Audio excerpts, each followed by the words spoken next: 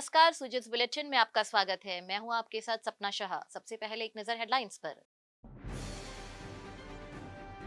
मुख्यमंत्री श्री भजनलाल शर्मा ने राजस्थान पुलिस स्थापना दिवस के अवसर पर हुए राज्य स्तरीय समारोह में की शिरकत। पुलिस कर्मियों के लिए की अहम घोषणाएं। मुख्यमंत्री श्री भजनलाल शर्मा ने की विभिन्न विभागों की वित्तीय वर्ष 2024-25 की बजट घोषणाओं की प्रगति की समीक्षा। मुख्यमंत्री के कुशल नेतृत्व में ईसरदा बांध का निर्माण कार्य मिशन मोड पर 1256 गांवों और 6 शहरों को मिलेगा स्वच्छ पेयजल। आइए अब खबरें देखते हैं विस्तार से। राजस्थान पुलिस स्थापना दिवस के अवसर पर बुधवार को राजस्थान पुलिस अकादमी परिसर में राज्य स्तरीय समारोह का आयोजन किया गया, जिसमें मुख्य अतिथि के तौर पर मुख्यमंत्री श्री भजनलाल शर्मा सम्मिलित हुए। इस अवसर पर मुख्यमंत्री ने सेरेमोनियल परेड की सलामी ली। दाहिने देख के बड़ा कमाल के साथ मुख्य अतिथि को सलामी देती है 1 नंबर प्लाटून एमपीसी खैरवाड़ा की सब इंस्पेक्टर जितेंद्र की अगुवाई में। दूसरा दस्ता आयपाल का सब इंस्पेक्टर धर्मेंद्र की नेतृत्व में मुख्य अतिथि को सलामी देते हुए। मुख्यमंत्री ने कार्यक्रम में जन समूहों को संबोधित करते हुए पुलिसकर्मियों के हित में कई अहम घोषणाएं की। साथ ही पुलिस अधिकारियों और कार्मिकों को उत्कृष्ट सेवाओं के लिए मुख्यमंत्री सराहनीय सेवा पदक और पुलिस पदक प्रदान किए। हमारी सरकार भी पुलिस कर्मियों के हित में कदम उठा रही है, उन्हें बेहतर सुविधाएं उपलब्ध करवाने का प्रयास कर रही है, ताकि कार्य के दौरान आने वाली चुनौतियों के लिए उन्हें अधिक सक्षम बनाया जा सके। आज इसी कार्यक्रम में पुलिस कर्मियों को कुछ दी जाने वाली सुविधाएं हेतु भी मैं कहना चाहूँगा, उनकी भी मैं घोषणा करना मुझे प्रसन्नता हो रही है कि मैं कांस्टेबल से सहायक उप निरीक्षक स्तर के कर्मियों को बढ़ती भत्ते के जो 7,000 रुपये से बढ़ा करके 8,000 रुपये करने की घोषणा करता हूँ। साथ ही पुलिस निरीक्षक तक के अधिकारियों का मैस भत्ता भी 2,400 रुपये से बढ़ा करके 2,700 रुपये किया जाएगा। सभी को जानकर हर्ष होगा कि पुलिस बल के साथ ही जन सेवा के लिए प्रेरित करने की दृष्टि से जेल कर्मियों, होमगार्ड्स, नर्सिंग कर्मियों, पैरामेडिकल स्टाफ, वन कर्मियों एवं चतुर्थ श्रेणी कार्मिकों भी देय भत्तों में वृद्धि प्रस्तावित है। वर्तमान में राजस्थान पुलिस के कांस्टेबलों से पुलिस निरीक्षक स्तर तक के कार्मिकों को राजस्थान रोडवेज की एक्सप्रेस श्रेणी की बसों में निःशुल्क यात्रा सुविधा उपलब्ध है।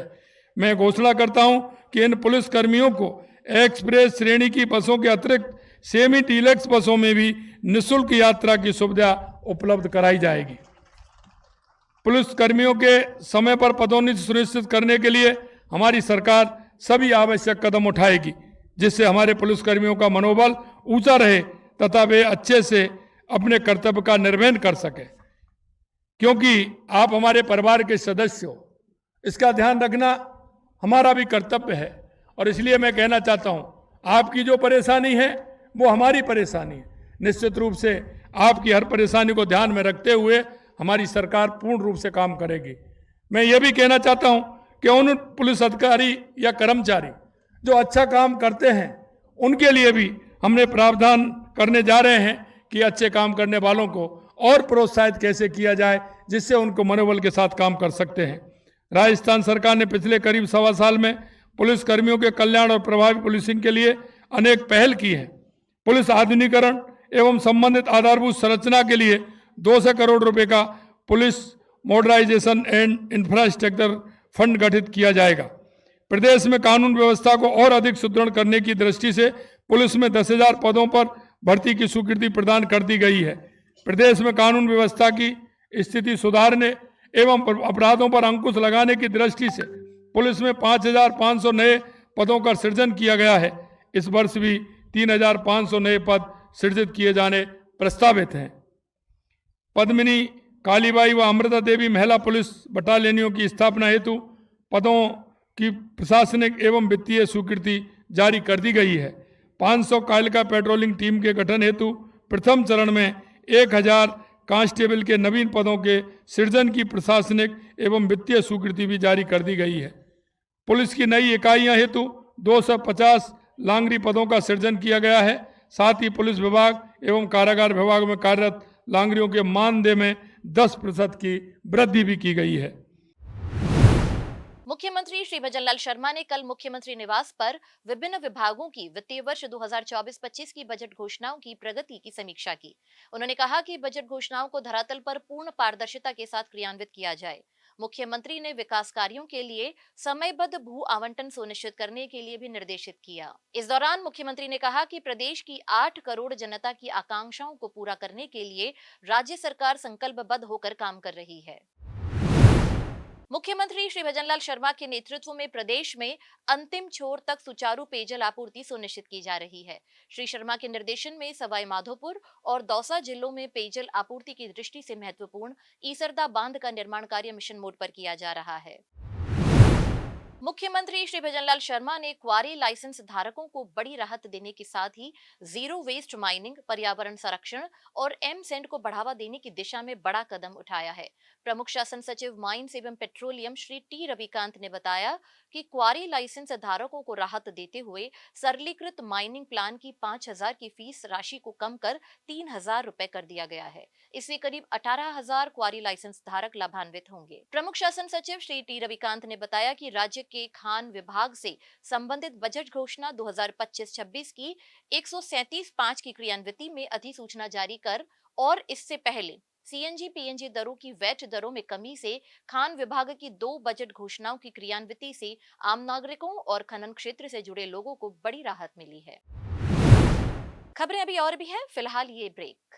राजस्थान के जन जन और कण कण को समर्पित राज्य बजट 2025-26 जो है प्रदेश का पहला ग्रीन बजट। प्रधानमंत्री श्री नरेंद्र मोदी के विजन और भजनलाल सरकार के संकल्प को साकार करने वाला यह बजट युवा, महिला, मजदूर और किसान का करेगा उत्थान और प्रदान करेगा देश प्रदेश के विकास को गति। प्रदेश की इकोनॉमी को भजनलाल सरकार $350 बिलियन इकोनॉमी में बदलने के लिए है कटिबद्ध। 8 करोड़ राजस्थानियों की आकांक्षाओं को पूरा करने की दिशा में यह बजट आगामी 1 वर्ष में सुनिश्चित करेगा 1.25 लाख सरकारी पदों पर भर्तियां और निजी क्षेत्र में 1.5 लाख रोजगार। प्रधानमंत्री किसान सम्मान निधि अब होगी प्रतिवर्ष 9,000 रुपए। लखपति दीदी की श्रेणी में लाई जाएंगी और 20 लाख महिलाएं। बुजुर्गों, महिलाओं और दिव्यांगों की पेंशन बढ़कर होगी 1,250 रुपए प्रति माह। राजस्थान बजट 2025-26 की बात निराली। हर गांव शहर समृद्धि और हर घर खुशहाली। उप मुख्यमंत्री दिया कुमारी की अध्यक्षता में जयपुर परकोटे के हेरिटेज सिटी स्वरूप को बनाए रखने और इसके संरक्षण को लेकर सचिवालय में बैठक आयोजित की गई। उप मुख्यमंत्री ने आयुक्त नगर निगम हेरिटेज को दिशा निर्देश दिए कि परकोटा में क्षेत्र विकास और सौंदर्यकरण सरकार की प्राथमिकता है, किंतु ये उसके पुराने स्वरूप के अनुसार होना चाहिए। वर्ल्ड सिटी का हेरिटेज स्वरूप को देखने के लिए प्रति वर्ष लाखों की संख्या में पर्यटक जयपुर आते हैं। उन्होंने ये भी निर्देश दिए कि जल महल और आमेर के संरक्षण और सौंदर्यकरण के कार्य को शीघ्र शुरू किया जाए। राज्यपाल श्री हरिभाऊ बागड़े ने बीकानेर स्थित भारतीय कृषि अनुसंधान परिषद के ऊष्ट्र अनुसंधान केंद्र का अवलोकन किया। राज्यपाल ने यहाँ ऊष्ट्र संग्रहालय का भ्रमण भी किया। यहाँ ऊँटों के बहुआयामी उपयोग, ऐतिहासिक परिप्रेक्ष्य में ऊँटों के योगदान, ऊष्ट्र व्यवहार और लक्षण, ऊष्ट्र दुग्ध और ऊष्ट्र पर्यटन संबद्ध गतिविधियों और सामग्री का अवलोकन किया। श्री बागड़े ने ऊँट के बाल, खाल और हड्डी से बने विभिन्न उत्पादों को भी देखा। इस दौरान राज्यपाल ने ऊँटनी के दूध से बने लस्सी के स्वाद को भी चखा। उन्होंने केंद्र द्वारा ऊँटनी के दूध पाउडर की सराहना की। राज्यपाल ने ऊष्ट्र सवारी स्थल का भ्रमण किया और ऊष्ट्र पालकों से संवाद भी किया। और अब खबर बच्चों से जुड़ी। राजस्थान स्कूल शिक्षा परिषद के सभागार में शिक्षा मंत्री श्री मदन दिलावर की अध्यक्षता में मंगलवार को बैठक का आयोजन किया गया। निदेशालय माध्यमिक शिक्षा राजस्थान बीकानेर की ओर से आयोजित बैठक में 16-17 सीसीए एसपी प्रकरण सहित अन्य लंबित जांच के संबंध में चर्चा की गई। चर्चा में वर्ष 1989 से लेकर वर्ष 2025 तक के 16 सीसीए, 17 सीसीए, 17 सीसीए न्यून परीक्षा परिणाम, प्रधानाचार्य, 17 सीसीए न्यून परीक्षा परिणाम व्याख्याता और राज्य स्तर पर 16 सीसीए के लंबित और विचाराधीन प्रकरणों पर विस्तार से चर्चा की गई। शिक्षा मंत्री ने अधिकारियों और पदाधिकारियों को पेंडिंग मामलों के शीघ्र निस्तारण के लिए दिशा निर्देश दिए। साथ ही विभाग की ओर से आवश्यक कार्रवाई करने के निर्देश भी दिए। तो आज के बुलेटिन में फिलहाल इतना ही। फिर होगी आपसे मुलाकात, तब तक के लिए नमस्कार।